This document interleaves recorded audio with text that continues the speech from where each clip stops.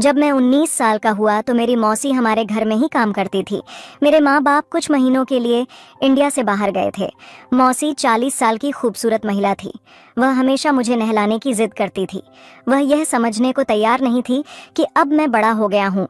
ऐसे ही एक दिन उसने मुझसे कहा, जब तुम छोटे थे तो मैं तुम्हें अपने कंधे पर बैठाकर खिलाया है। मैंने कहा, मौसी मुझे शर्मिंदा मत करो।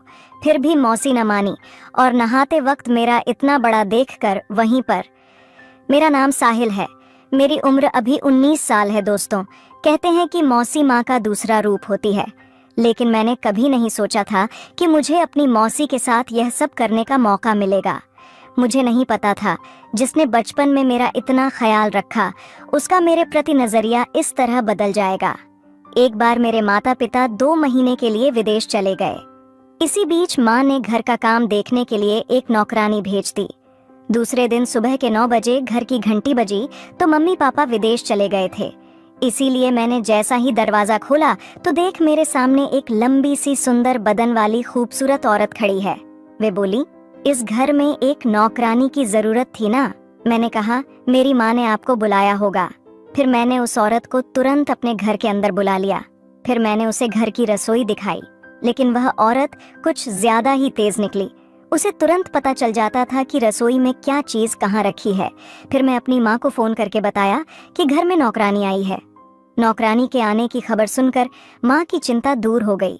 दिन भर के काम के बाद जब शाम को नौकरानी के काम से छुट्टी का समय आया, फिर उसने कहा, साहिल मैं सुबह से तुम्हारे साथ हूँ लेकिन तुम अभी भी मुझे पहचान नहीं पाए। उसकी बात सुनकर मैं हैरान हो गया। मैंने उससे कहा, मैं जानता हूँ कि तुम एक काम वाली महिला हो, आपकी दूसरी पहचान क्या होगी भला। इस पर वह बोली, मैं इस घर में नौकरानी बनकर जरूर आई हूँ, लेकिन इससे पहले मैं तुम्हारी मुंह बोली मौसी के नाम से जानी जाती थी। मेरा नाम सुमन है। मैं बचपन से तुम्हारा बहुत ख्याल रखा है। मैं तुम्हारी मौसी हूँ। मेरी देखभाल के लिए मेरी माँ ने मौसी को भेजा था। यह मुझे पता नहीं था। मुझे नहीं पता था कि सुमन जी मेरी मौसी है। जब बच्चा बड़ा हो जाता है तो उसे बचपन की बातें भी याद नहीं रहती, और मेरे साथ भी वही हुआ। लेकिन मुझे उनका नाम लिया था, इसीलिए जैसे ही सुमन मौसी ने मेरा हाथ अपने हाथ में लिया, मुझे उनके स्पर्श से माँ का एहसास हुआ। मैंने उनसे कहा, आज मैं इतने सालों बाद अपनी मौसी से मिला हूँ, इसीलिए मैं बहुत खुश हूँ। जब उन्होंने देखा कि मैं उन्हें पहचान लिया है तो उनके चेहरे पर भी मुस्कान आ गई। शाम के 6 बज रहे थे तो मैं मौसी से कहा कि अब घर का सारा काम हो गया है, अब आप जा सकती हैं, कल समय पर काम पर आ जाएगा। इस पर वह बोली, साहिल बेटा, मेरे पास अपना मकान नहीं है। अगर आप मेरी सैलरी में सिर्फ मुझे 2000 कम भी दोगे तो भी चलेगा, लेकिन अगर मुझे रहने के लिए एक कमरा मिल जाए तो अच्छा रहेगा। फिर मैं अपनी माँ को फ़ोन किया। मैंने अपनी माँ को सब कुछ बता दिया तो माँ ने कहा कि हमारे घर में काफ़ी खाली कमरा है, उसे कमरा दे दो। अगर वो घर में रहेगी तो तुमको कुछ भी चाहिए होगा तो तुरंत लाकर तुम्हें दे देगी, तो मैं भी कोई छोटा बड़ा काम करने की ज़रूरत नहीं पड़ेगी। माँ की बात मानकर मैंने उन्हें घर में एक कमरा दे दिया। वह अपने साथ कोई भी कपड़ा नहीं लाई थी, इसलिए मैंने उन्हें माँ की कुछ पुरानी साड़ियाँ भी दी थीं और अपनी माँ की ही कमरे में चेंज करने को बोल दिया और मैं बाहर आ गया। लगभग 10 मिनट के बाद मैं माँ के कमरे में दाखिल हो गया, क्योंकि मैं उनके कमरे में से मोबाइल चार्ज लेना चाहता था। मैं भूल गया था कि मौसी वहाँ कपड़े बदल रही थी। मौसी को कपड़े बदलते देखा तो मैं तुरंत अपनी आंखें बंद कर लिया, लेकिन मौसी को मुझे वहाँ देखकर कोई शर्म नहीं आई। फिर उन्होंने कहा, साहिल आओ मेरे सामने बैठो और मुझे बताओ कि तुम्हारी माँ की यह साड़ी मुझ पर कैसी लग रही है। जब वह अपने कपड़े बदल रही थी तब भी वह मुझे अपने सामने बुला रही थी, लेकिन मुझे यह सही नहीं लगा। मौसी देखने में बहुत सुंदर थी। वे 40 साल की थीं, लेकिन उनका शरीर बिल्कुल भी एक अधेड़ उम्र की औरत का नहीं लगता था। कुछ ही देर में वह मेरी माँ की साड़ी पहनकर उनके कमरे से बाहर आ गई। उस पुरानी साड़ी में भी सुमन मौसी बेहद खूबसूरत लग रही थी। ऐसे ही कुछ दिन बीत गए। उन्हें काम पर घर आए 10 दिन हो गए थे। फिर उन्होंने मुझे अपने बचपन की यादों के बारे में बताया। यादों को सुनकर वह छोटा लड़का जो हमेशा अपने मोबाइल फोन में व्यस्त रहता था, अब उसे अपने बचपन की यादें याद आने लगी थीं। सुमन मौसी ने मुझे थोड़ा परेशान कर दिया था। उसे आए हुए कुछ दिन हुए थे, तभी उसने मुझसे कहा कि समीर, आज मैं तुम्हें अपने हाथों से नहलाऊंगी। मुझे उनके हाथ से नहाने में बहुत शर्म आ रही थी। मैंने मौसी से कहा, नहाने का काम छोड़ दीजिए, बल्कि आप देखिए कि आज नाश्ते में क्या बनाना है। मेरे बार बार मना करने पर वह मुझे नहलाने के लिए जिद करने लगी, चाहे मैं कितना भी जोड़ दें। मैं उनसे नहाना नहीं चाहता था और मैं वही किया। मैं सवार लेकर बाहर आया तो मैंने देखा मौसी मेरे कमरे में बैठी हुई है। उसने मुझसे कहा, तुम मेरे हाथ से नहीं नहाओगे, लेकिन अब मुझे तुम्हारे गीले बालों को पोंछना है। मैंने उनके सामने अपना सर झुकाकर उन्हें अपना तौलिया दे दिया। फिर मैं उनके सामने बैठ गया। वह मेरे बाल संवारने लगी। मौसी मेरे घर के सदस्य की तरह थी, इसलिए मैं उनके साथ बहुत खुले विचारों वाला था। मैं उनसे कहता था कि आप इस घर को अपना घर समझे। मैं उनसे जो कहा उन्होंने मुझे गौर से सुना। वह हमारे घर में ऐसे रहने लगी जैसे वह उनका अपना घर हो। एक शाम में दोस्तों के साथ जन्मदिन की पार्टी में जा रहा था। फिर मौसी ने मुझसे पूछा कि तुम कहाँ जा रहे हो। मैं उनसे कहा कि मैं एक पार्टी में जा रहा हूँ। इस पर मौसी बोली, तुम मुझे घर का सदस्य कहते हो और अकेले बाहर जा रहे हो। कभी कभी अपनी बेचारी मौसी को कहीं बाहर ले जाओ, घुमाओ फिराओ। फिर मैं उनसे कहा, मैं आपको बाहर घुमाने के लिए तैयार हूँ, लेकिन क्या आप उस भारी आधुनिक वातावरण में अपनी बराबरी कर सकती हैं? उस पर उन्होंने मुझे सहमति दी। फिर मैंने उन्हें माँ के कमरे से एक अच्छी साड़ी पहनकर तैयार होने के लिए कह दिया, क्योंकि वह पार्टी शानदार थी। जब मैं तैयार होकर माँ के कमरे से बाहर आई तो उन्हें देखकर मेरी आंखें चमक उठीं, क्योंकि मौसी की सुंदरता की चमकती तुरंत मेरी नज़र खींच ली। मुझे लगा कि वह उम्र दराज है, लेकिन वह तो बहुत ही खूबसूरत लग रही थी। वह मेरी माँ के कमरे से साड़ी नहीं, बल्कि उनकी आधी साड़ी पहनकर आई थी और उन्होंने एक मॉडल की तरह मेकअप किया था। वह देखने में बहुत सुंदर लग रही थी। आज मैंने एक ऐसी महिला को देखा जो साधारण साड़ी में एक अलग ही अवतार में नजर आ रही थी। वह बिल्कुल भी 40 साल की नहीं लग रही थी। उस ड्रेस में उनका शरीर भी बेहद नाजुक सा लचीला लग रहा था। उनके वजूद पर जब मेरी नजर गई तो मैं शर्म से अपना सर झुका लिया। फिर जैसे ही मौसी मेरे और बढ़ी, उनका पैर उसकी हील वाली सैंडल से फिसल गया और वह मेरे ऊपर आकर गिर गई। अब उनकी सुंदरता की महक की खुशबू मेरे चारों ओर फैल गई थी। उनका वजूद मुझे टकरा गया। मैं एक अलग फीलिंग महसूस करने लगा था, लेकिन मौसी मेरे ऊपर से उठ नहीं रही थी। उन्होंने मुझे कसकर दबोच लिया। फिर मेरी हालत बिगड़ने लगी। मेरा खुद पर काबू पाना मुश्किल हो रहा था। इससे पहले कि हमारे बीच में कुछ होता, अचानक मौसी हिली। तब जाकर मुझे भी होश आया और मैंने उन्हें धक्का देकर अपने से दूर कर दिया। मैंने उनसे कहा, आपने जो भी मेकओवर किया है, इससे आप एक मॉडल की तरह दिख रही हैं। यह सब तो ठीक है, लेकिन कृपया आप हील्स ना पहने। मुझे आपको हर कदम पर उठाना पड़ेगा। फिर उन्होंने हील वाली सैंडल एक तरफ रख दी और मेरी माँ की दूसरी फ्लैट सैंडल पहन ली। जब हम दोनों कार में बैठकर पार्टी के लिए निकले तो मेरी नज़र मौसी के वजूद पर थी। पार्टी में भी मेरे दोस्तों को लगा कि वह मेरी गर्लफ्रेंड है। सचमुच में एक गर्लफ्रेंड की तरह लग रही थी। इसलिए पार्टी में मेरे सभी दोस्तों ने सोचा कि वह मेरी प्रेमिका थी, लेकिन मौसी ने गलत फहमी दूर करने के बजाय और भ्रम पैदा कर दिया। मेरे सभी दोस्तों को उन्होंने बताया कि मैं साहिल के दोस्त हूँ। जब हम पार्टी से निकले तो मैं उनसे पूछा कि आपने ऐसा क्यों किया। फिर भी बोली, तुम्हारा चेहरा तो तभी देखने लायक था जब तुम्हारे दोस्तों ने सोचा कि मैं तुम्हारी गर्लफ्रेंड हूँ।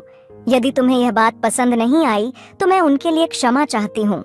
जैसे ही मौसी ने यह कहा, मैंने उनसे कहा, आपको माफी मांगने की जरूरत नहीं है। आपने जो किया वैसे ही किया। मुझे भाव खाने की आदत है।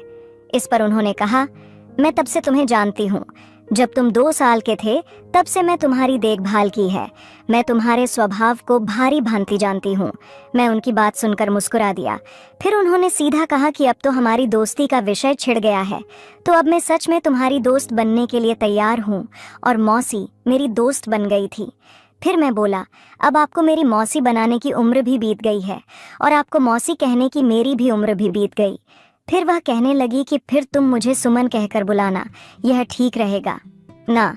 वह 40 साल की महिला थी, इसलिए मुझे उन्हें उनके नाम से बुलाने में थोड़ी शर्म आ रही थी, लेकिन दिखने में वह एक खूबसूरत और जवान लड़की की तरह लग रही थी।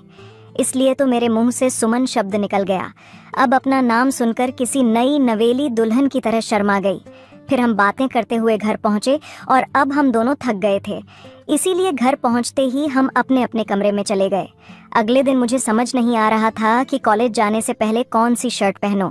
जैसे ही मैंने अपनी माँ को फ़ोन करके पूछना शुरू किया कि मुझे कौन सी शर्ट पहननी चाहिए, तभी सुमन कमरे में दाखिल हुई। फिर उसने मुझे फ़ोन रखने को कहा। फिर उसने कहा कि जब तुम्हारी सामान घर पर है तो तुम्हें अपनी माँ को फ़ोन करके परेशान करने की क्या ज़रूरत है। तुम क्या चाहते हो, क्या नहीं चाहते हो, अब यह मेरी जिम्मेदारी है, तो फिर तुम मुझे यह भी पूछ सकते हो। मेरी पसंद इतनी बुरी भी नहीं है। फिर सुमन ने मुझे अपनी पसंद की एक शर्ट निकाल कर दी। उसे पहनने के बाद मैं तैयार होकर कॉलेज के लिए निकल गया। उस रात सुमन मेरे कमरे में आई। उसने मुझसे कहा, तुम बहुत थक गए हो, इसलिए आज मैं तुम्हारे सर में तेल की मालिश करूंगी।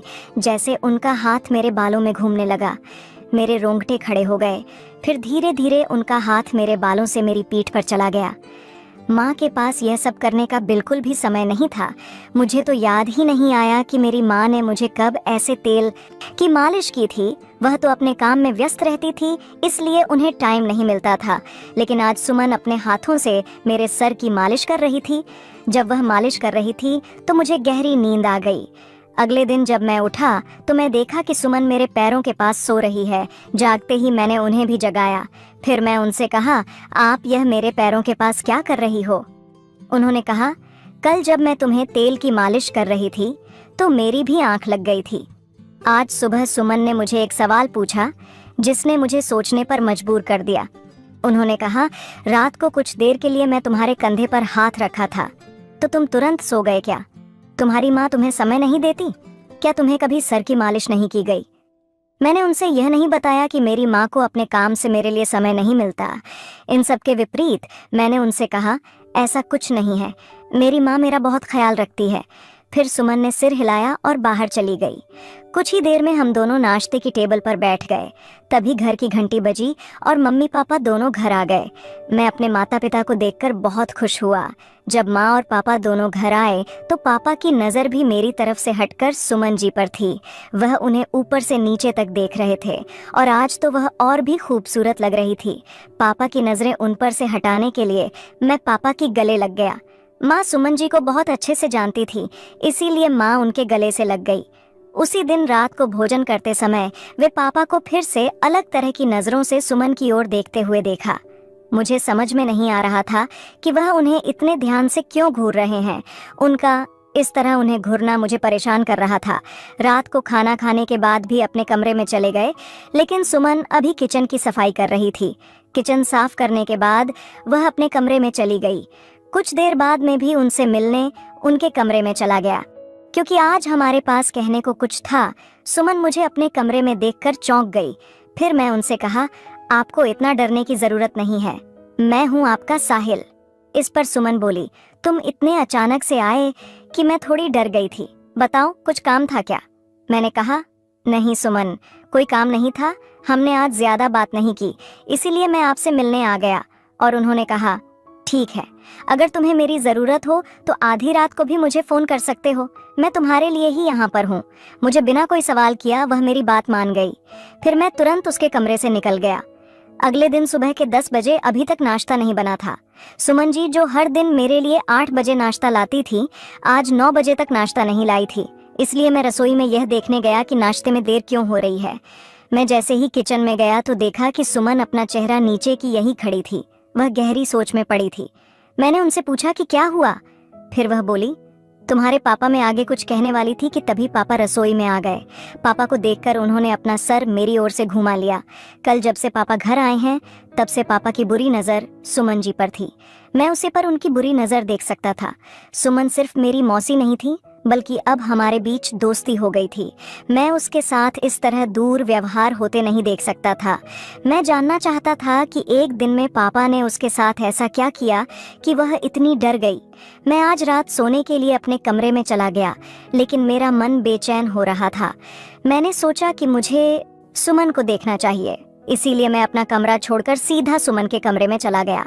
जब उनके कमरे के पास पहुंचा तो देख मेरे पापा सुमन जी के कमरे में थे। उन्होंने उनके हाथों में ढेर सारे नोट रख दिए और कहा, पापा ने उसके साथ कुछ गलत तो नहीं किया?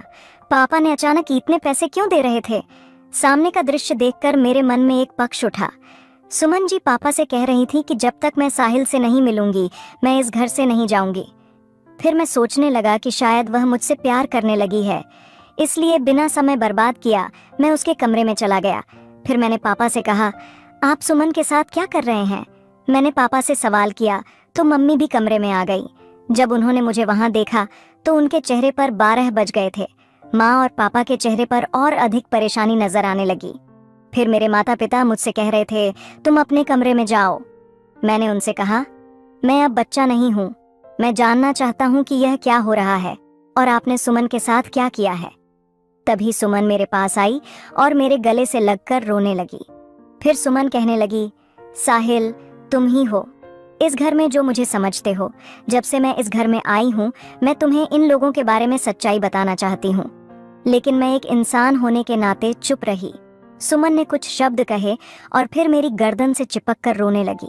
मैंने भी अपने माता पिता के सामने उसे अपनी बाहों में ले लिया और अपने माता पिता से कहा कि अगर आप किसी गरीब महिला के साथ कुछ भी गलत करोगे तो मैं ऐसे बर्दाश्त नहीं करूँगा। तब माँ सुमन से कहा, बेहतर होगा कि तुम चुप रहो और यहाँ से चली जाओ। अचानक सुमन मेरी माँ पर चिल्लाने लगी। उसने कहा कि अब मैं चुप नहीं रहूंगी, मैं साहिल को तुम्हारी सारी सच्चाई बताकर रहूंगी। फिर वह कहने लगी, शायद तुम अपनी अमीर माँ बाप के बेटे नहीं हो, तुम मेरी बड़ी बहन के बेटे हो। तुम्हारी माँ का नाम सुशीला है। सुशीला कुछ साल पहले घर में काम कर रही थी। उसने 2 जुड़वा बच्चों को जन्म दिया था।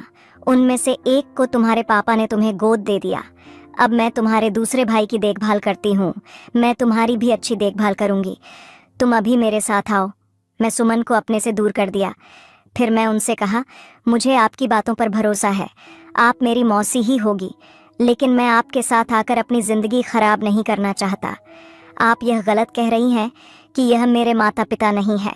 आप उन्हें धमकी दे रही हैं कि आप मुझे सच बता देंगे कि मैं उनका बेटा नहीं हूँ, इसीलिए मुझे खोने से डरते थे, क्योंकि उन्होंने एक माँ और पिता की तरह मेरा ख्याल रखा है।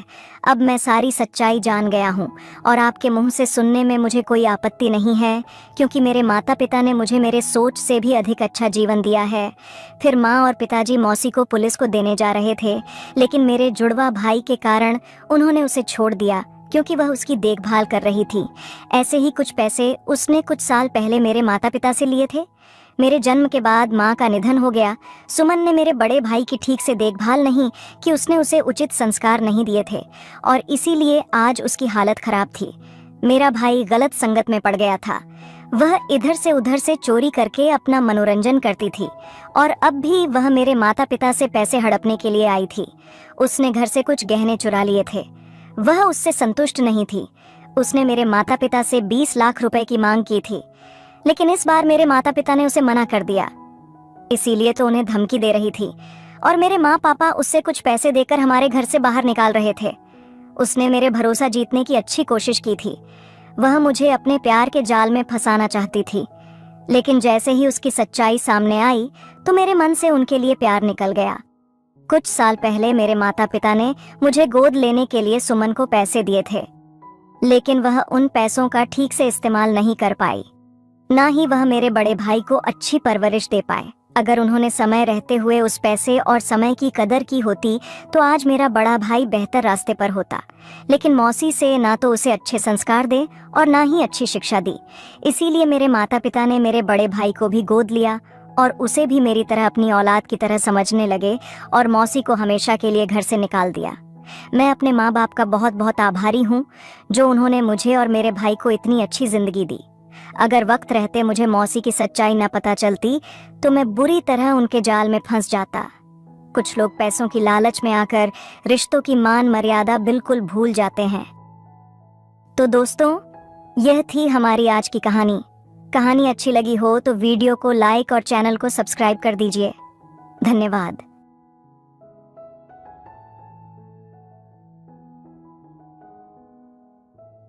मैं बाहर बरामदे में सो रहा था और मुझे बहुत ज़्यादा ठंड लग रही थी। मेरी चाची मुझे देखकर कहती है कि बाहर बहुत ठंड है, तू ऐसा कर, यहाँ मत सो, प्रीति के पास चला जा, उसके साथ जाकर वहाँ लेट जा, क्योंकि हमारे 2 ही कमरे थे। मुझे बहुत खुशी हुई, आपको बता नहीं सकता मैं कितना ज़्यादा खुश था। मैं अपनी चाची की बात मानकर प्रीति के पास जाकर लेट गया। प्रीति लेटी हुई थी और साइड में मैं भी था। जैसे ही आधी रात हुई, मैंने प्रीति की चादर पर हाथ फेरना शुरू कर दिया। प्रीति भी जाग रही थी, लेकिन उसने मुझे कुछ नहीं कहा। धीरे धीरे मुझे पता लगने लगा कि प्रीति भी कुछ चाहती है। बस फिर क्या था, मैंने एक ही बारी में उसकी, मेरी चाची की छोटी बहन बहुत सुंदर थी, लेकिन मुझे उन्हें सुंदर कहने में बहुत शर्म आ रही थी, क्योंकि मुझे डर लग रहा था कि अगर मैंने उन्हें ऐसा कह दिया तो कहीं वो चाची को ना बता दे।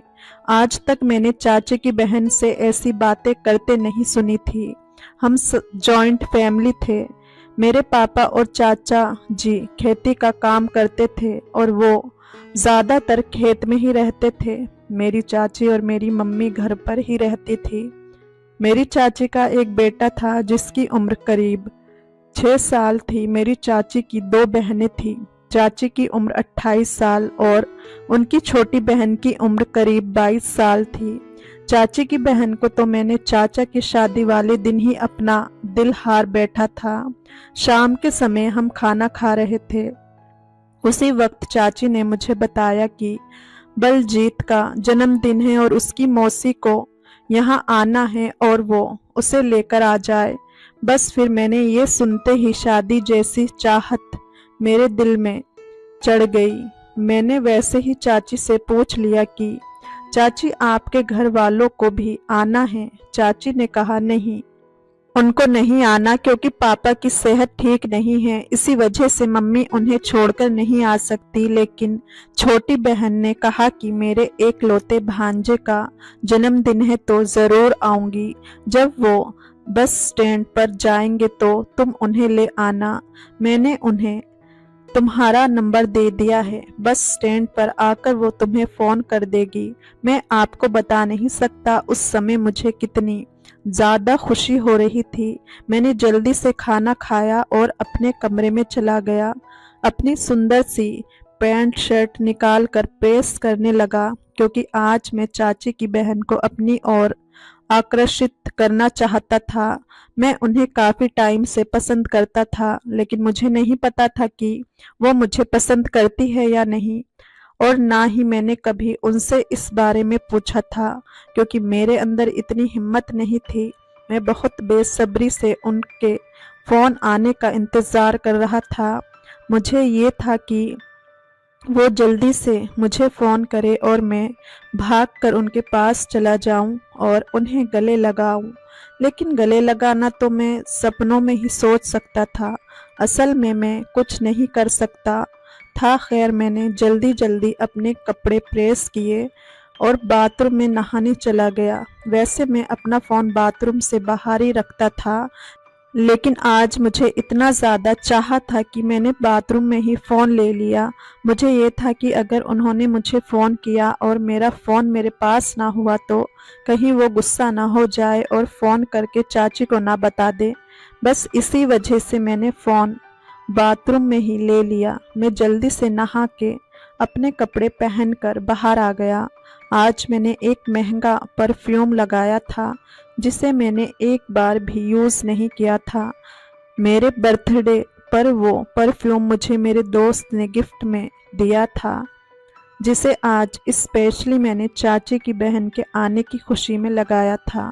परफ्यूम से ज़्यादा चाची की बहन मेरे लिए स्पेशल थी, जिसे मैं काफ़ी समय से मिस कर रहा था, लेकिन कभी भी उनके साथ बात नहीं हुई थी, और आज मुझे उनके साथ कई बातें करने का मौका मिल रहा था।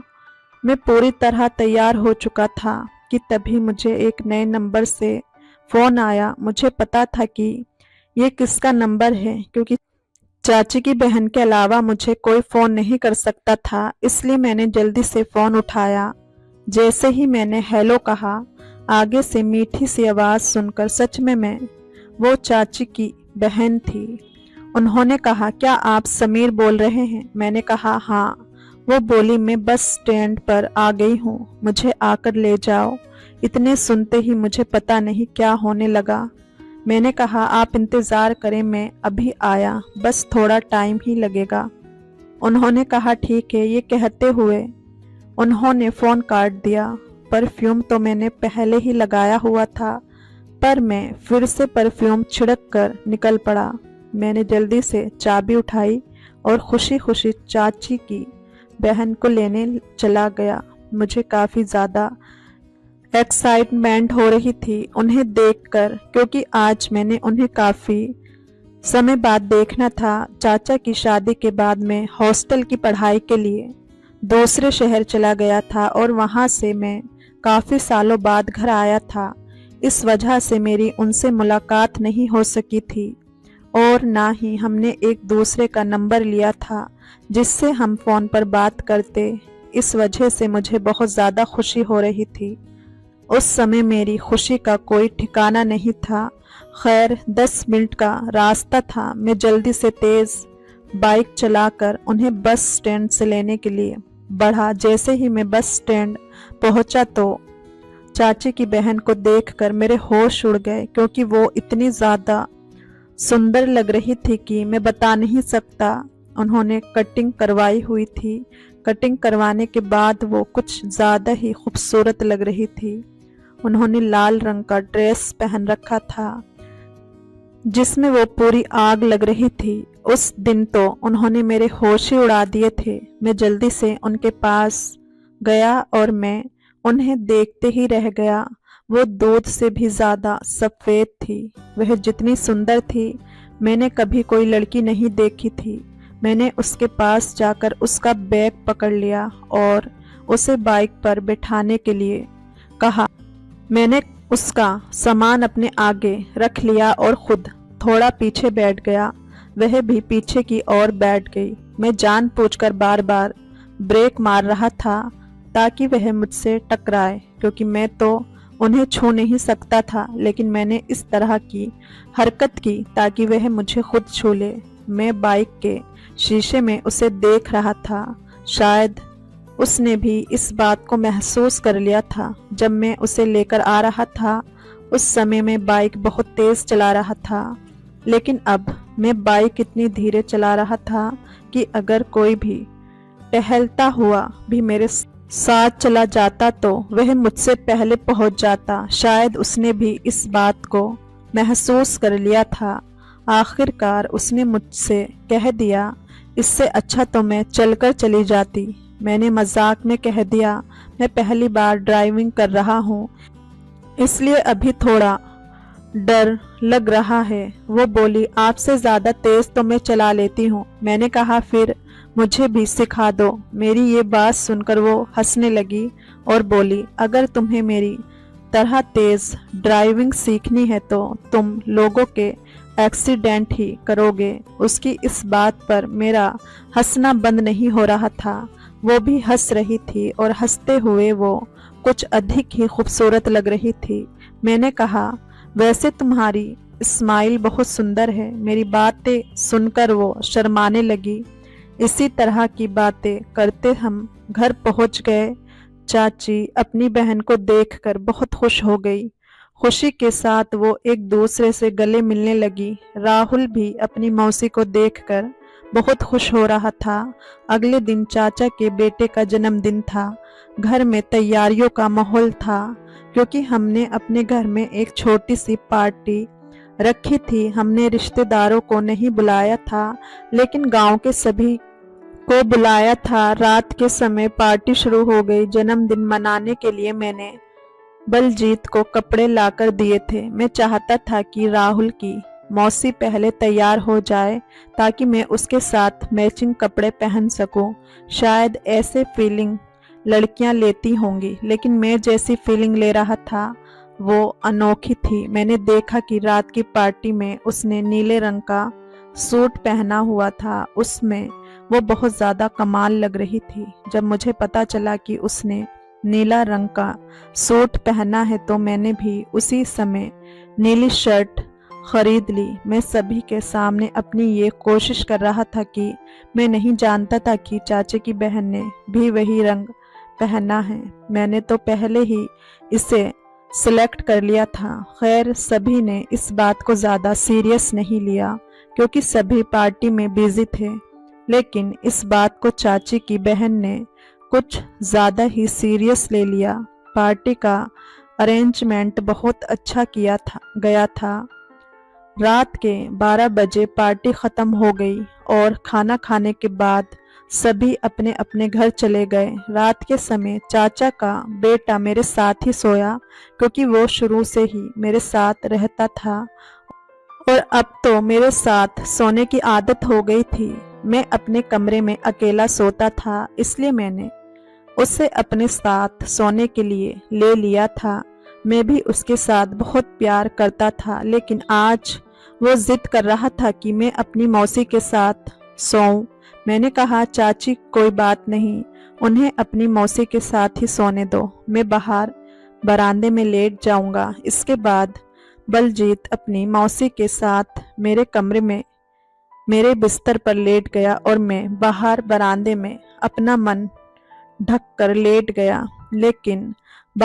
लेकिन बाहर बहुत ज़्यादा ठंड थी। फिर भी मैंने सोचा कि मैं उन्हें डिस्टर्ब नहीं करूँगा, वे आराम से सो जाएं। वैसे भी थोड़े टाइम बाद दिन निकल ही जाएगा। मैं भी फ़ोन बंद करके सोने की तैयारी कर ही रहा था कि तभी चाची मेरे पास आ गई और बोली, बाहर तो बहुत ज़्यादा ठंड है, मैं तुम्हें इस तरह बाहर नहीं सोने दूंगी। तुम एक काम करो, तुम भी अंदर जाकर सो जाओ। ये सुनते ही मेरे चेहरे पर खुशी आ गई, लेकिन मैंने चाची के सामने अपनी खुशी जाहिर नहीं होने दी। मैंने कहा, नहीं चाची, इस तरह अच्छा नहीं लगता। चाची बोली, कोई बात नहीं, फिर क्या हो गया, तुम चलो अंदर, मैं तुम्हें कह रही हूं ना। उसी समय चाची ने मेरा हाथ पकड़ लिया और मुझे अंदर ले गई। मैंने देखा राहुल अपनी मौसी के साथ सो रहा था। उसी समय चाची ने अपनी बहन को जगाया और कहा, प्रीति, राहुल को थोड़ा साइड करके ले लें, इसे बीच में भी रख लो। मैंने देखा बाहर ठंड में कांप रहा था। वो मचलते हुए अपनी आंखों से अपने भांजे की ओर देखने लगी और मैं अब बिस्तर के एक कोने में लेट गया। चाहे हम बिस्तर पर लेटे थे, लेकिन हमारे बीच कोई ज्यादा दूरी नहीं थी, क्योंकि राहुल बिस्तर के किनारे पर लेटा था और हमारे बीच में प्रीति लेटी थी और सबसे आखिर में मैं लेटा था। मैंने लाइट ऑफ की और फिर से बिस्तर पर आकर सो गया। मैं प्रीति के सामने सोने का नाटक कर रहा था, लेकिन प्रीति के साथ बिस्तर पर लेटे रहने में मुझे नींद कैसे आ सकती थी। मेरा मन तो शरारत करने का कर रहा था, लेकिन मैं चाहता था कि इसकी शुरुआत प्रीति करे। शायद ऊपर कोई मेरी बात सुन रहा था। थोड़ी देर बाद मुझे ऐसा महसूस हुआ जैसे किसी ने मेरे पैरों की उंगलियों को छू लिया हो। मुझे ये जानने में देर नहीं लगी कि ये पैर किसका है, क्योंकि राहुल तो साइड में लेटा था और बीच में प्रीति थी। जैसे ही प्रीति ने मेरे साथ ऐसी हरकत की, मेरे पूरे शरीर में हलचल हो गई। वैसे भी मैं जाग रहा था और इस हलचल को मैंने जल्दी ही महसूस कर लिया था। मैंने देखा कि कोई बार बार मेरे पैरों की उंगलियों को छू रहा है। मुझे ये बहुत अच्छा लग रहा था। उस समय मेरे पूरे शरीर में आग लग गई। मैंने जानबूझकर सोने का नाटक करना शुरू कर दिया। फिर मैंने अपने जज्बातों पर काबू ना रखते हुए जल्दी से अपना हाथ प्रीति के चादर में रख दिया। मैंने अपने हाथों को इस तरीके से रखा कि उसे ये महसूस हो कि मैं नींद में ये सब कर रहा हूँ। जिस तरह वह बार बार मेरे पैरों को छू रही थी, उससे मुझे ये अंदाज़ा हो गया कि वह अभी तक सोई नहीं है, बल्कि जाग रही है। मैंने धीरे धीरे ये महसूस करने की कोशिश की कि उसका हाथ कहाँ है और जल्दी ही मुझे उसका हाथ मिल गया। मैंने अपने हाथ से उसके हाथ को सहलाना शुरू कर दिया, क्योंकि मैं पहली हरकत उसे करवाना चाहता था। खैर, जिस तरह की सोच मैं कर रहा था वैसा ही मेरे साथ हो रहा था, लेकिन मुझे हैरानी तब हुई जब उसने पलट कर मुझे गले लगा लिया। जैसे ही उसने मुझे गले लगाया, मेरे पूरे शरीर में करंट सा लग गया।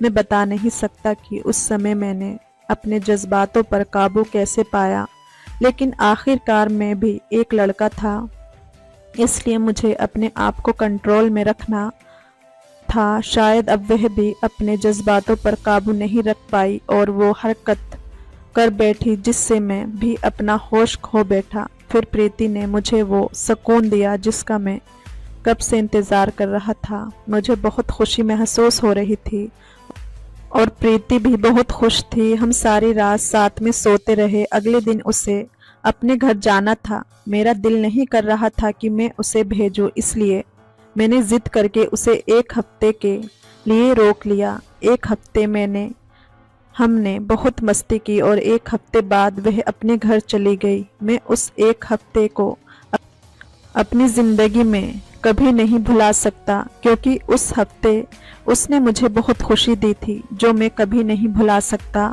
जिस दिन मुझे नौकरी मिली उस दिन मैं बहुत खुश था, क्योंकि मैं अपनी चाची की बहन के साथ शादी की बात करने के बारे में सोच रहा था। एक दिन मैंने अपनी चाची को बता दिया, चाची मैं आपकी बहन से बहुत प्यार करता हूँ और उससे शादी करवाना चाहता हूँ। मेरी चाची को इस बात पर कोई ऐतराज़ नहीं था, क्योंकि मेरी अच्छी नौकरी लग चुकी थी और मेरी सैलरी भी बहुत अच्छी थी। चाची ने अपने घर के साथ भी बात की और उन्होंने भी मान लिया। अब 1 महीने बाद हमारी शादी है और हम दोनों बहुत खुश हैं। अब हम अपनी ज़िंदगी के पूरे नज़ारे लेते हैं। तो दोस्तों, उम्मीद करती हूँ आपको कहानी पसंद आई होगी। कहानी पसंद आई हो तो वीडियो को लाइक, चैनल को सब्सक्राइब ज़रूर करें। धन्यवाद। मेरे पास एक और प्लान है। रूही के ये कहते ही इश्की ने हैरान होते हुए पूछा, वो क्या है दी? इश्की का सवाल सुनकर रूही वहां से कहीं जाते हुए बोली, 1 मिनट। कुछ ही देर में रूही एक लिपस्टिक लेकर आई और मिशा को लगाने लगी। जल्द ही इश्की और रूही ने मिलकर मिशा का पूरा मेकअप कर दिया और फिर मेकअप पूरा होते ही रूही उसकी तरफ देखकर नजर उतारते हुए बोले, अब लग रही है ना तू दुल्हे की बहन। कुछ ही देर में इश्की, रूही और मिशा तीनों नीचे हॉल में आ चुके थे। आज पूरा सिंघानिया मैंशन लाइट से जगमगा रहा था। चारों तरफ सुंदर फूलों से डेकोरेट टाइन किया हुए थी। हॉल के बीचों बीच मंडप बना हुआ था जिसमें बैठे पंडित जी शादी की तैयारियां कर रहे थे। इस शादी को अटेंडेड करने के लिए देश के बड़े बड़े लोगों के साथ ही मीडिया वाले भी मौजूद थे। सभी लोग राजवीर की इस सडन शादी की अनाउंसमेंट से पूरी तरह शॉक में थे। यही वजह थी कि आज सभी न्यूज चैनल की हाईलाइट ये शादी ही थी। कोई भी राजवीर सिंघानिया की शादी मिस नहीं करना चाहता था। वहीं दूसरी तरफ इश्की, रूही और मिशा के नीचे आते ही वहां मौजूद सभी लोगों का ध्यान उनकी तरफ खींचा चला गया। घर वाले तो मिशा के इस अवतार को देखकर शॉक्ड ही हो गए थे, लेकिन बाकी सारे गेस्ट बस इश्की की खूबसूरती को ही देखे जा रहे थे, खासकर लड़के। तभी मिशा के पास एक आदमी आया जिसका नाम अर्नव सिंघानिया था। ये राजवीर के पापा हैं, जिनकी उम्र 51 है, पर दिखने में वो अभी भी 43 या 44 के ही लगते हैं। अर्नव जी मिशा के पास आकर बोले, क्या बात है, मुझे तो लगा था आज तक मेरे 3 बेटे थे, पर आज पता चला मेरी एक और बहुत खूबसूरत बेटी भी है। अर्नव जी की ये बात सुनकर रूही हंसते हुए बोली, आपने सही कहा डैड, मैंने भी मीशी से यही कहा था। फिर सभी एक साथ हंसने लगे तो मिशा मुंह बनाते हुए बोली, हाँ हाँ हाँ, वेरी फनी डैड, यहाँ पर जोक मारने से अच्छा है आप जाकर अपने बेटे से पूछे कि उसे ये क्या शादी का भूत चढ़ा हुआ है, वो भी इस लिपस्टिक की दुकान से। मिशा की बात सुनकर अर्नव जी ने कहा, मेरा बेटा तुम्हारा भाई है, अगर तुमको इतनी ही प्रॉब्लम है इस शादी से तो तुम खुद क्यों नहीं पूछ लेती? मेरे कंधे पर बंदूक रखकर क्यों चला रही हो? मिशा ने तुरंत जवाब में कहा, जब आप उस डेविल के फादर होकर भी उनके सामने कुछ नहीं कह पाते तो मैं तो क्या ही बोल लूंगी। इस पर अर्नव जी थोड़ा सा स्माइल करते हुए बोले, इसलिए चुपचाप ये शादी एंजॉय करो। वैसे इस सब में सारी गलती मेरे पापा की है, उन्होंने बिल्कुल अपनी तरह बना दिया है राजवीर को। अर्नव जी की बात पर मिशा ने अग्री होते हुए कहा, हाँ, और वो खुद तो ऊपर चले गए और हमें छोड़ गए भुगतने के लिए। वहीं दूसरी तरफ राजवीर के रूम में राजवीर अपने रूम में दूल्हे के गेटअप में पूरी तरह तैयार था। उसने आज गोल्डन कॉलर का कुर्ता पहना हुआ था और उसके सिर पर सेहरा भी था जिसमें सुंदर सा डायमंड ब्रूच लगा था। इस वक्त राजवीर के हाथ में कुछ पेपर्स थे और उसके सामने संजना के पापा खड़े थे जिनका नाम केशव दीवान था। संजना के पापा राजवीर की तरफ देखते हुए बोले, राजवीर, जैसा तुमने कहा था, मैंने सारे शेयर्स के ट्रांसफर पेपर पर साइन कर दिए हैं। अब तो इस शादी में कोई प्रॉब्लम नहीं होगी ना? इस पर राजवीर बिना किसी एक्सप्रेशन के बोला, नहीं, अब कोई प्रॉब्लम नहीं होगी, चलिए नीचे चलते हैं। राजवीर का जवाब सुनकर केशव जी ने राहत की सांस ली और बोले, ठीक है, चलो। जल्द ही राजवीर सीढ़ियों पर आकर खड़ा हुआ और फिर एक एक करके सीढ़ियों से नीचे उतरने लगा। वहीं इस वक्त नीचे मौजूद सभी लोगों की नजरें सिर्फ राजवीर पर ही रुकी हुई थी। वो इस वक्त किसी राजकुमार से कम नहीं लग रहा था। उसे देखकर वहां मौजूद सभी लड़कियों की तो जैसे सांसें ही थम गई थी। तभी मिशा फुसफुसा कर रूही के कान में बोली, यार कुछ भी कह लो, भाई हैंडसम तो बहुत है, पता नहीं आज कितनी लड़कियों का दिल टूटने वाला है। मिशा की बात सुनकर रूही ने कहा, हाँ मिशी, बात तो तू ठीक कह रही है। वहीं मिशा और रूही के बगल में खड़ी इश्की भी इस वक्त एकटक राजवीर को ही देखते हुए मन ही मन बोली, दिखने में तो ये बिल्कुल सपनों के राजकुमार जैसे लगते हैं, लेकिन हकीकत में बिल्कुल डेविल है। दूसरी तरफ राजवीर नीचे आकर कुछ बिजनेसमैन से मिल ही रहा था कि तभी उसकी नजर इश्की पर पड़ी, जो इस वक्त बहुत ज्यादा प्यारी लग रही थी। राजवीर ने इश्की को बहुत प्यार से देखा और फिर तुरंत ही अपने असिस्टेंट को कुछ इशारा करके मंडप पर जाकर बैठ गया। कुछ ही देर में पंडित जी ने मंत्र पढ़ना शुरू कर दिया। संजना को भी मंडप में बुला लिया गया था। संजना की सभी दोस्त उसे अपने साथ लेकर आ रही थी। इस वक्त संजना ने रेड कलर का लहंगा पहना हुआ था, जिसमें वो बहुत सुंदर लग रही थी। उसके चेहरे से स्माइल जाने का नाम ही नहीं ले रही थी। उसको देखकर मिशा इश्की से बोली, आज तो ये भी सुंदर लग रही है यार। इस पर इश्की ने मुस्कुराकर कहा, हाँ सुंदर तो लग रही है, और वैसे भी लड़की अपनी शादी वाले दिन ही सबसे ज्यादा सुंदर लगती है। तो मिशा बोली, पर जो भी हो तेरे से कम ही सुंदर है। इस पर इश्की ने स्टाइल मारते हुए कहा, अब मैं क्या करूं, अगर मैं परियों की तरह सुंदर हूं तो मिशा मुंह बनाते हुए बोली, बस कर, जब देखो खुद की तारीफ करती रहती है। और इश्की ने हंसकर कहा, शुरू किसने किया? तभी रूही उन दोनों को बीच में ही रोकते हुए बोली, अरे बस भी करो तुम दोनों, शादी देखो चुपचाप। अब तक संजना भी मंडप पर जाकर बैठ चुकी थी और धीरे धीरे रस्में आगे बढ़ने लगी कि तभी अचानक से वहां की सभी लाइट चली गई। इस अंधेरे में सभी लोगों की आवाजें गूंजना शुरू हो गई। इस पर मीशा कंफ्यूज सी होकर बोली, यार ये लाइट कैसे चली गई? तभी अर्णव जी ने तेज आवाज में ऑर्डर देते हुए कहा, कोई स्टाफ जाकर लाइट्स चेक करो। चारों तरफ हलचल का माहौल हो चुका था। तभी इस अंधेरे में एक प्रोजेक्टर की लाइट ने सबका ध्यान अपनी तरफ खींचा, जहां एक वीडियो प्ले हो रहा था। उस वीडियो में केशव जी के सभी काले कामों के सबूत फ्लैश हो रहे थे। ये देखकर सारे मीडिया वाले उसकी फोटो लेने लगे और सभी लोग शॉक्ड रह गए कि ये सब हो क्या रहा है। तभी केशव जी चिल्ला कर बोले, ये सब क्या बकवास चल रहा है यहाँ पर, बंद करो इसे। ये कहते ही उन्होंने आगे जाकर प्रोजेक्टर को नीचे फेंक दिया। इसी के साथ सारी लाइट्स ऑन हो गई और राजवीर चलकर उनके पास आकर खड़ा होते हुए बोला, तो कैसा लगा मेरा सरप्राइज?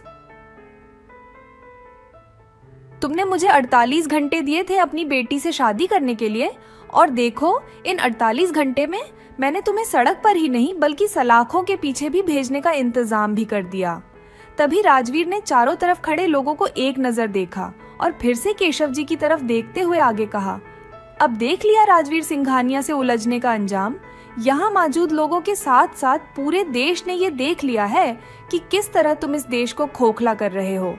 तो इसे कहते हैं जैसा हाल वैसा ही तमाचा। ये शादी तो सिर्फ बहाना था तुम्हें सबके सामने एक्सपोज करने का, ताकि ये सब लोग भी जान ले कि राजवीर से टकराने का अंजाम क्या होता है। ये बात राजवीर ने बहुत गुस्से में कही थी। तभी वहाँ पुलिस की पूरी टीम आ पहुंची और केशकू को अरेस्ट कर लिया गया। सभी को समझ आ गया था कि ये शादी सिर्फ और सिर्फ केशव दीवान को रंगे हाथों पकड़ाने के लिए राजवीर का फेंका हुआ जाल था। ये सब देखकर इश्की ने हैरान होते हुए कहा, यार मीशा, ऐसा लग रहा है जैसे हम कोई मूवी का सीन देख रहे हैं। तो इस पर मिशा बोली, तू सही कह रही है यार, भाई कब क्या करते हैं कोई भी नहीं समझ सकता। इस पूरे ड्रामा के बाद सभी लोग वहां से जाने लगे। मीडिया वाले भी राजवीर से कुछ सवाल करके कुछ देर में वहां से जा चुके थे। लेकिन पंडित जी अब भी वहीं थे क्योंकि राजवीर ने उन्हें रुकने को कहा था। सबके जाने के बाद हॉल में अब सिर्फ घर वालों के साथ साथ इश्की और संजना ही बचे थे।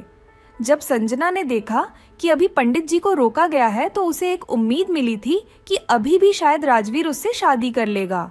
अपराह्न, तभी राजवीर की दादी ने उससे सवाल करते हुए कहा, राजवीर, यही सब करना था तो शादी का नाटक क्यों? इस पर राजवीर बोला, क्योंकि मुझे केशव दीवान के शेयर्स चाहिए थे जो वो मुझे शादी वाले दिन ही देने वाला था। तो दादी ने फिर से पूछा, लेकिन राजवीर, शादी का क्या? तुझे याद तो है ना कि तुझे आने वाले 2 दिनों में शादी तो करनी ही होगी, क्योंकि तेरे दादाजी ने वसीयत में लिखा है कि तुझे 30 से पहले पहले शादी करनी है, नहीं तो ये सारी प्रॉपर्टी ट्रस्ट में चली जाएगी और फिर अब तो तू 2 दिन बाद 30 का भी हो जाएगा। इस पर राजवीर बोला, मैं कुछ नहीं भूला दादी, मेरी शादी आज और अभी होगी। राजवीर की बात सुनकर अर्णव जी ने कंफ्यूज होते हुए पूछा, तुम संजना से शादी करोगे? राजवीर ने साफ इनकार करते हुए कहा, नहीं। राजवीर का जवाब सुनकर सभी घर वाले कॉन्फ्यूज हो गए, क्योंकि यहाँ पर मौजूद लोगों में से सिर्फ संजना ही थी जिससे राजवीर शादी कर सकता था। राजवीर के शादी से इनकार करने पर क्या होगा संजना का रिएक्शन? और आखिर किससे करने वाला है राजवीर शादी? संजना से शादी करने के सवाल पर राजवीर का जवाब सुनकर सारे घर वाले सोच में पड़ गए थे कि राजवीर आखिर किससे शादी करने की बात कर रहा है। सभी गहरी सोच में ही थे कि तभी संजना की आवाज आई, तुम ये क्या कह रहे हो राजवीर? तुम तो मुझसे प्यार करते हो ना? संजना की बात सुनने के राजवीर गुस्से में बोला, तुम्हें मेरा नाम लेने की परमिशन किसने दी? संजना लगभग रोते हुए बोली, लेकिन तुमने खुद मुझसे शादी की बात की थी। राजवीर में गुस्से में जवाब दिया, ये सब मैंने तुम्हारे बाप के काले कारनामों को सामने लाने के लिए किया था। संजना ने रोते हुए पूछा, लेकिन इसमें मेरी क्या गलती है? तुम मेरे साथ ऐसा क्यों कर रहे हो? राजवीर ने अपने दांत पिसते हुए गुस्से से कहा, तुम्हारी क्या गलती है? तुम्हें क्या लगा था तुम मेरी ड्रिंक स्पॉइल कर दोगी? और मुझे पता भी हो नहीं चलेगा।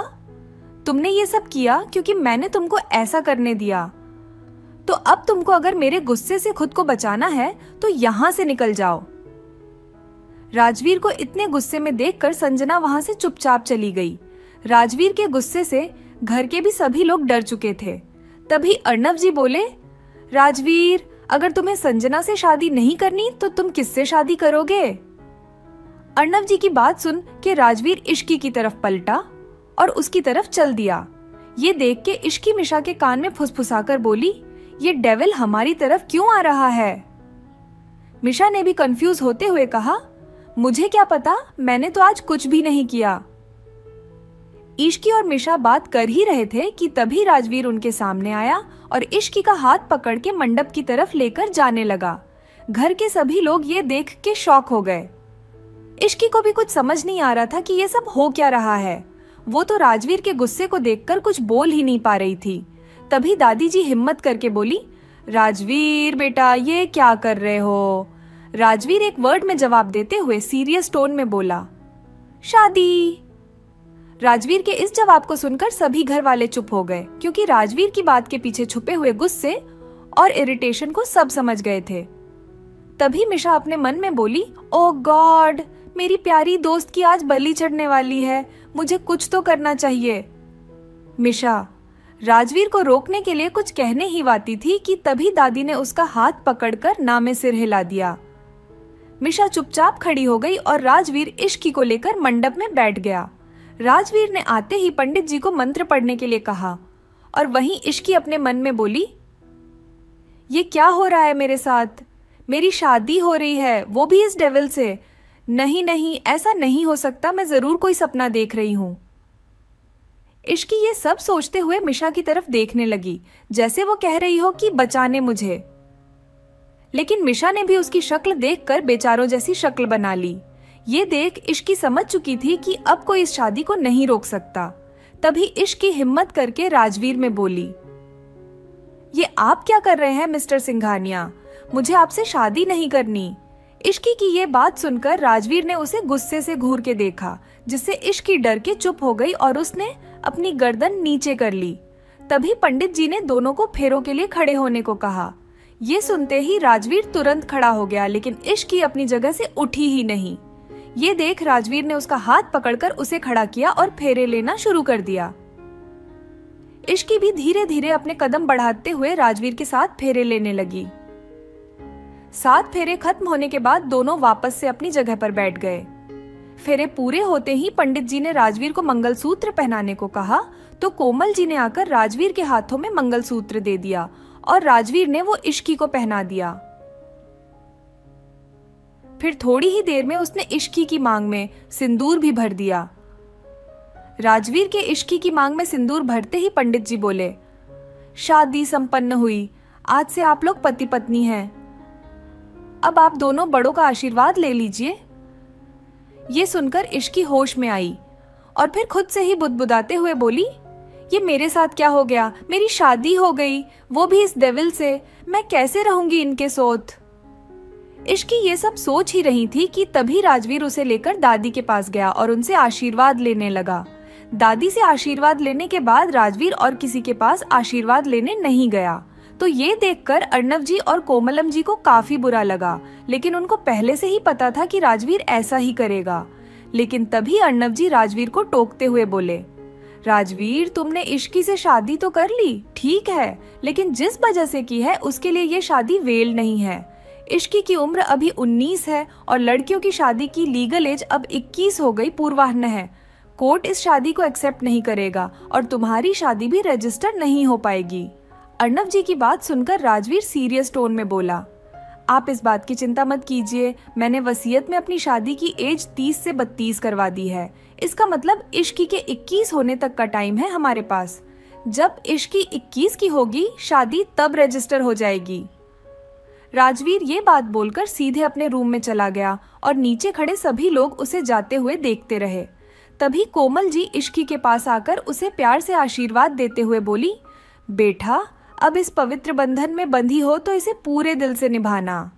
तभी मिशा भी इश्की के पास आकर बोली, पवित्र बंधन में यूं जबरदस्ती के बंधन में आप सबने भाई को रोका क्यों नहीं? इस पर दादी मिशी को समझाते हुए बोली, मिशा शांत हो जाओ, अब जो होना था वो हो गया है। फिर उन्होंने इश्की से कहा, इश्की बेटा, राजवीर का तुमने अभी तक सिर्फ गुस्सा ही देखा है, लेकिन मेरा यौन मानो उसके पास बहुत सुंदर दिल भी है जो बहू ने साफ है।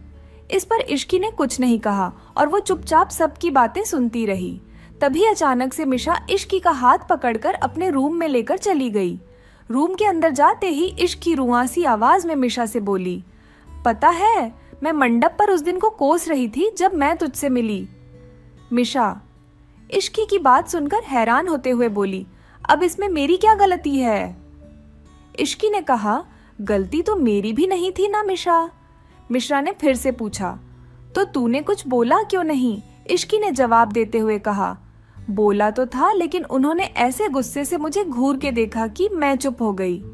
इस पर मिशा निराश होकर बोली, हाँ तो चुप होने का नतीजा देख ले, अब तू उनकी पत्नी बन गई है। तभी उनके रूम में कोमल जी अंदर आते हुए बोली, इश्की बेटा तुम अब इस रूम में नहीं रहोगी बल्कि राजवीर के रूम में रहोगी। इश्की ने जैसे ही ये बात सुनी तो वो तुरंत चिल्लाते हुए बोली, बिल्कुल भी नहीं आंटी, आप मुझे उस डी वाइल के पास रहने को कैसे कह सकती है? आप तो जानती है जब वो घर आते थे तो मैं डर के मारे रूम से ही बाहर नहीं निकलती थी, तो मैं उनके रूम में कैसे रहूंगी? नहीं नहीं, मैं नहीं जाऊंगी यहाँ से। तो मिशा भी उसका साथ देते हुए बोली, हाँ माँ ये कैसे रहेगी भाई के साथ? तभी रूही भी रूम आते हुए बोली, इश्की अगर तुम भाई के रूम में नहीं गई तो हो सकता है कि भाई गुस्से में तुम्हें लेने यहाँ ही आ जाए। इस पर इश्की घबराते हुए बोली, ये आप क्या कह रही है दी? शुभ शुभ बोलिए। सौ रूही ने तुरंत इश्की का हाथ अपने हाथ में पकड़ते हुए कहा, तो तुम शुभ शुभ करो और चलो हमारे साथ। इस पर मिशा इश्की की तरफ देखते हुए बोली, चली जा इश्की, कहीं ऐसा ना हो कि भाई गुस्सा हो जाए। इश्की ने कुछ सोचकर धीरे से कहा, ठीक है मैं अपने कपड़े ले लेती हूँ। इश्की ने अपनी नाइट ड्रेस ली और कोमल जी के साथ राजवीर के रूम की तरफ चली गई। क्या होगा जब इश्की जाएगी राजवीर के कमरे में? क्या होगा अंजाम इश्की और राजवीर की इस शादी का? क्या इश्की रह पाएगी राजवीर के साथ एक कमरे में? कहानी में इश्की के साथ आगे क्या करने वाला है राजवीर? उसके लिए आपको सुनना पड़ेगा कहानी का अगला भाग। अगर दोस्तों आपको कहानी जरा भी पसंद आई हो तो वीडियो को एक लाइक कर दीजिए और चैनल को भी सब्सक्राइब कर लीजिए। फिर मिलेंगे कहानी के इंटरेस्टिंग भाग के साथ। तब तक के लिए धन्यवाद।